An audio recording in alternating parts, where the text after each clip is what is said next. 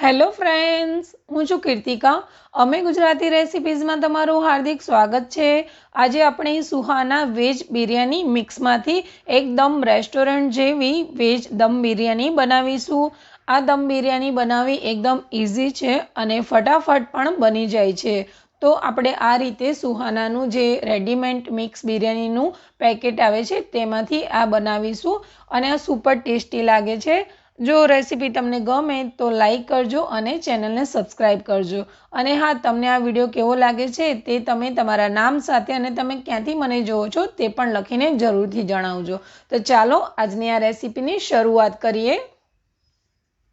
સૌથી પહેલાં આપણે અહીંયા ચોખા પલાળવાના છે. તો મેં એક બાઉલ લીધો છે, તેની અંદર આપણે 1.5 કપ જેટલા બાસમતી ચોખા એડ કરીશું. અહીંયા મેં જે ચોખા લીધા છે એ બિરયાની માટેના જે સ્પેશિયલ ચોખા આવે તે લીધા છે. તમે જે આપણે રેગ્યુલર બાસમતી ચોખા ખાતા હોય તે તમે લો છો તે પણ ચાલે.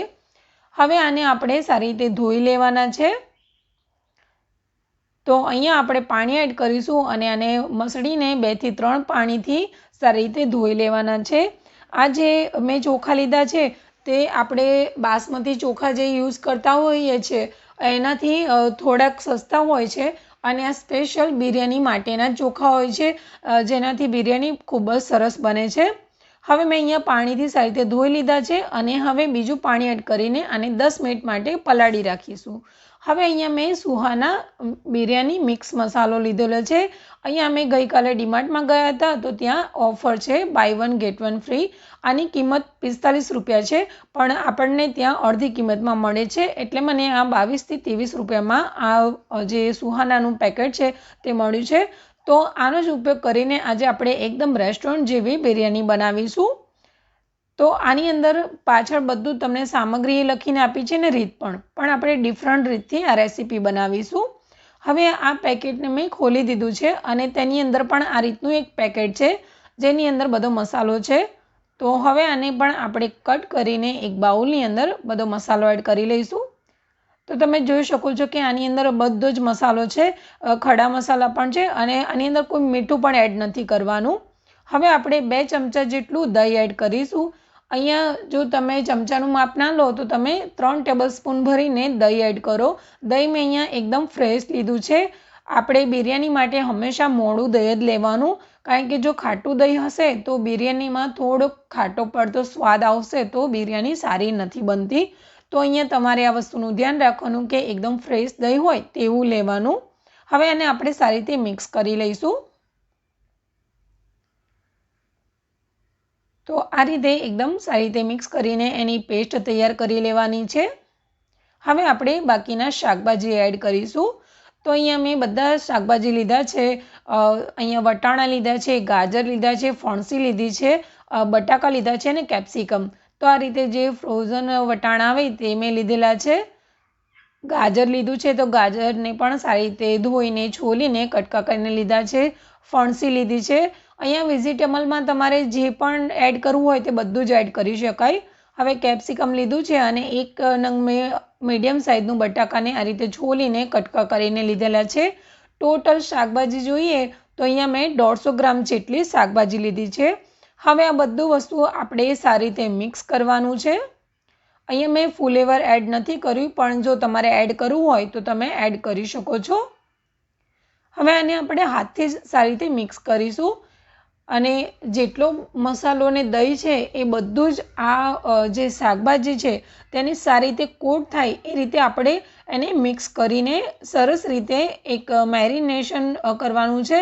એટલે મેરિનેટ કરવા માટે આપણે દરેક શાકભાજી ઉપર આનું એક કોટિંગ કરી દઈશું, જેનાથી બધો જ મસાલાનો ટેસ્ટ એ શાકભાજીમાં આવી જશે.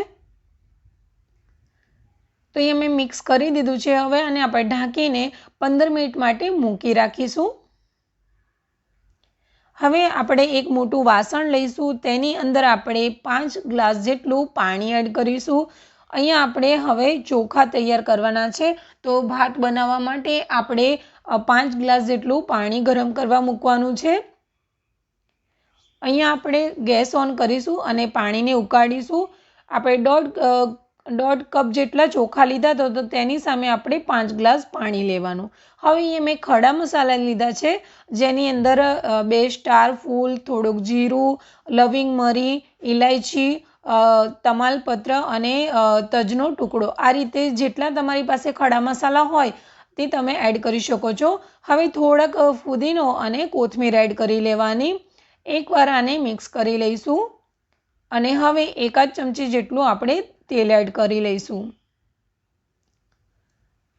અને હવે આને ફરીથી એકવાર મિક્સ કરીને આ પાણીને એકદમ ઉકળવા દઈશું. તો અહીંયા પાણી સારી રીતે ઉકળી ગયું છે અને આપણે જે પલાળેલા ચોખા છે તેને આપણે એડ કરવાના છે.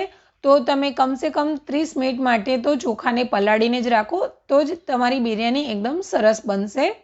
હવે આપણે બધા ચોખા આ રીતે એડ કરી લેવાના છે અને હવે મીઠું એડ કરીશું. તો 1.5 ટીસ્પૂન જેટલું આપણે મીઠું એડ કરીશું અને હવે આને મિક્સ કરી લઈએ અને હાઈ ફ્લેમ ઉપર જ આપણે આ ભાતને થવા દેવાનો છે. તો અહીંયા ટોટલ 4 થી 5 મિનિટ જેટલો ટાઈમ લાગી જશે.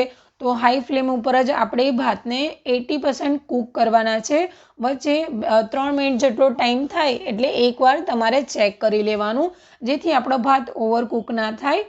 હવે આપણે એક નાનો ટુકડો લીંબુનો લઈશું અને લીંબુનો રસ પણ એડ કરીશું.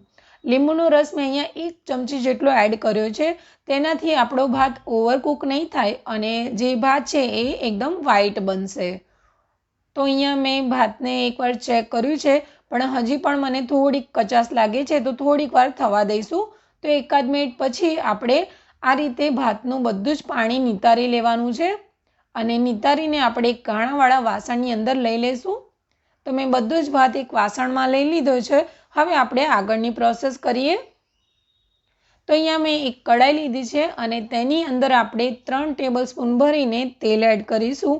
અહીંયા જે વાસણમાં તમારે બિરયાની બનાવવાની હોય તે જ વાસણને લેવાનું છે. હવે તેલને આપણે સારી રીતે ગરમ કરવાનું છે. તો ગેસ ઓન કરી લઈએ અને તેલને સારી રીતે ગરમ કરી લઈશું. તો તેલ ગરમ થઈ ગયું છે. તો અહીંયા મેં 2 મીડિયમ સાઇઝની ડુંગળીને આ રીતે ઊભી સમારીને લીધી છે અને એને આપણે આ રીતે મસળીને એડ કરવાની છે, કારણ કે આપણે આનો બીરસ્તો તૈયાર કરીશું. બીરસ્તો એટલે કે એકદમ ગોલ્ડન કલરની જે ડુંગળી સાંતળીને રાખીએ તેને બીરસ્તો કહેવાય છે. તો આને આપણે મીડિયમ ટુ હાઈ ફ્લેમ ઉપર જ આને થવા દઈશું. તો એકદમ બ્રાઉન રંગની થાય ત્યાં સુધી આપણે ડુંગળીને સાંતળીને તૈયાર કરી લેવાની છે અને તેને સતત હલાવતા રહેવાનું છે. તો આ રીતે આપણે ડુંગળીને સાંતળતા જઈશું અને આ રીતે જ્યારે ગોલ્ડન કલર આવે એટલે ગેસની ફ્લેમ આપણે સ્લો કરી લેવાની. અને હવે આ બીરસ્તો રેડી છે. તો આમાંથી અડધી ડુંગળી આપણે નીકાળી લઈશું. તો આપણે 2 નંગ જેટલી ડુંગળી એડ કરી છે, તો તેમાંથી આપણે 1 નંગ ડુંગળી જેટલું આપણે એક પ્લેટની અંદર નીકાળી લઈશું અને બાકીની ડુંગળી આપણે જે પેન છે તેની અંદર જ રહેવા દઈશું. હવે ગેસની ફ્લેમ આપણે એકદમ સ્લો રાખવાની છે આ ટાઈમે. અને હવે આપણે જે મેરિનેટ કરેલો શાકભાજી છે તે બધા શાકભાજી આપણે આની અંદર એડ કરી લેવાના છે. તો અહીંયા આપણે ગેસની ફ્લેમ એકદમ સ્લો રાખવાની છે પહેલાં અને હવે આને આપણે સારી રીતે મિક્સ કરી લઈશું અને આને પણ આપણે મીડિયમ ટુ હાઈ ફ્લેમ ઉપર કૂક કરવાનું છે. તો અહીંયા જે દહીં અને મસાલો છે તે સારી રીતે કૂક થઈ જાય અને જે દહીંનું પાણી છૂટું પડે તે બધું પાણી બળી જાય ત્યાં સુધી આપણે એને મીડિયમ ટુ હાઈ ફ્લેમ ઉપર એને સાંતળીને કૂક કરવાનું છે. તો અહીંયા તમે જોઈ શકો છો કે સારી રીતે આ બધું જ કૂક થઈ ગયું છે અને તેલ પણ છૂટું પડવા લાગ્યું છે. તો આ રીતે તેલ છૂટું પડે ત્યાં સુધી કૂક કરવાનું. તો 2 મિનિટમાં જ આ એકદમ સરસ રીતે કૂક થઈ ગયું છે અને તેલ પણ છૂટું પડી ગયું છે. તો હવે આપણે પાણી એડ કરવાનું છે. તો જેની અંદર આપણે મેરિનેટ કર્યું છે શાકભાજી તે જ વાસણમાં આપણે પાણી લઈને એડ કરવાનું છે. તો અહીંયા મેં અડધા કપ જેટલું પાણી લીધું છે અને તે જ વાસણની અંદર આપણે એડ કરીશું અને આ બધો જ મસાલો આપણે સારી રીતે સાફ કરી લેવાનો છે અને તે બધું જ પાણી આપણે હવે કઢાઈમાં એડ કરી લઈએ. તો તો અહીંયા આપણે ટોટલ શાકભાજી ચડવા માટે અડધા કપ પાણીનો ઉપયોગ કર્યો છે અને આની અંદર આપણે કોઈ પણ જાતના એક્સ્ટ્રા મસાલા એડ નથી કરવાના, મીઠું પણ આની અંદર એડ નથી કરવાનું. આ જે પેકેટ આપણે યુઝ કરીએ છીએ તેની અંદર બધું જ એડ છે. હવે ઢાંકણું બંધ કરીને આને 3 થી 4 મિનિટ મેં થવા દીધું છે મીડિયમ ફ્લેમ ઉપર. તો તમે જોઈ શકો છો કે સારી રીતે બધું જ પાણી બળી ગયું છે અને આપણું જે આ શાક છે તે સરસ રીતે તૈયાર થઈ ગયું છે. હવે ગેસની ફ્લેમ એકદમ સ્લો કરી લઈએ અને આમાંથી આપણે અડધું શાક લઈ લેવાનું છે. પણ તે પહેલાં આપણે થોડાક બીજા મસાલા એડ કરીશું, જેમ કે કોથમીર એડ કરીશું, ફુદીનો એડ કરીશું અને મરચાં એડ કરીશું. અહીંયા મેં તળેલા પનીર લીધા છે અને કાજુ લીધા છે, તો તેને પણ આપણે એડ કરી લઈશું. તો અહીં આની અંદર તમે આ રીતે તળેલા પનીર અને કાજુ એડ કરશો તો બિરયાનીમાં ખૂબ જ સરસ સ્વાદ આવશે. તો અહીંયા મેં કોથમીર, ફુદીનો અને મરચાં પણ એડ કરી લીધેલા છે. હવે આ બધું વસ્તુ આપણે સારી રીતે મિક્સ કરી લઈએ.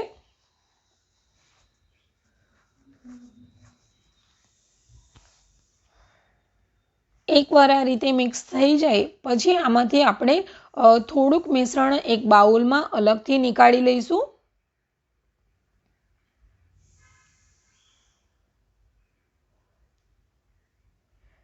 તો આ રીતે આપણે થોડુંક અલગથી નીકાળીશું, કારણ કે આપણે જે બિરયાનીનું લેયર કરીશું તો તેમાં તેનો ઉપયોગ કરીશું. તો એક લેયર આપણે નીચે શાકનું રાખવાનું અને પછી બીજું ભાતનું, પછી શાકનું અને ભાતનું, એમ લેયર બાય લેયર આપણે કરીશું. તો હવે જે ભાત લીધો છે એમાંથી અડધો ભાત આપણે આ શાકની ઉપર પાથરી લેવાનો છે. તો તમે જોઈ શકો છો કે આપણે લીંબુ એડ કર્યું છે એટલે આપણો ભાત એકદમ છૂટો અને સફેદ બન્યો છે. હવે આને એકદમ સારી રીતે પાથરી લેવાનું છે. તો આ રીતે મેં અડધો ભાત એડ કરી લીધેલો છે અને આપણે ભાતની અંદર જે ખડા મસાલા એડ કર્યા છે, જો તમને ના ભાવતા હોય, એમ કે ખાતી વખતે મોંમાં આવે તો ઘણાને નથી ગમતું હોતું, તો તમે આ ટાઈમે નીકાળી પણ શકો છો.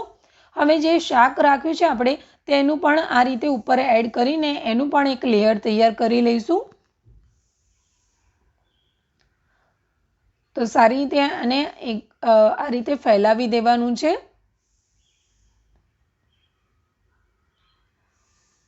અને હવે ઉપરથી આપણે ફરીથી એકવાર ભાતનું લેયર તૈયાર કરી લઈશું. તો બાકીનો બધો જ ભાત આપણે આની અંદર એડ કરી લેવાનો છે. હું અહીંયા ખડા મસાલા સાથે જ આ બધો ભાત એડ કરી લઈશ, પણ જો તમને ના પસંદ હોય તો તમે આની અંદરથી નીકાળીને સાઈડ પર કરી શકો છો.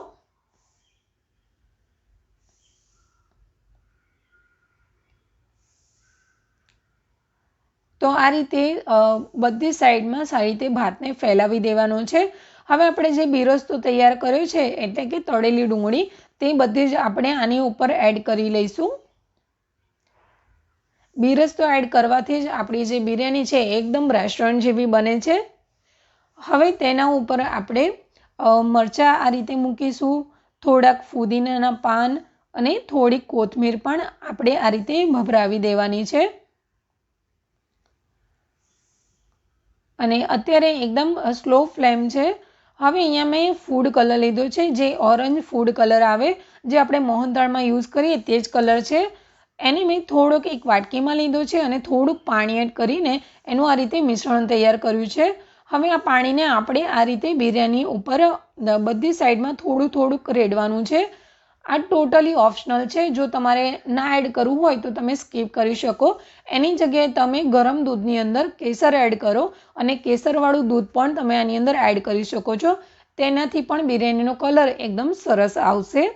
હવે ઉપરથી આપણે 1 ટીસ્પૂન જેટલું દેશી ઘી એડ કરીશું. ઘી ઉપર એડ કરવાથી બિરયાનીનો સ્વાદ અને તેની સુગંધ ખૂબ જ સરસ આવે છે, તો જરૂરથી એડ કરવું.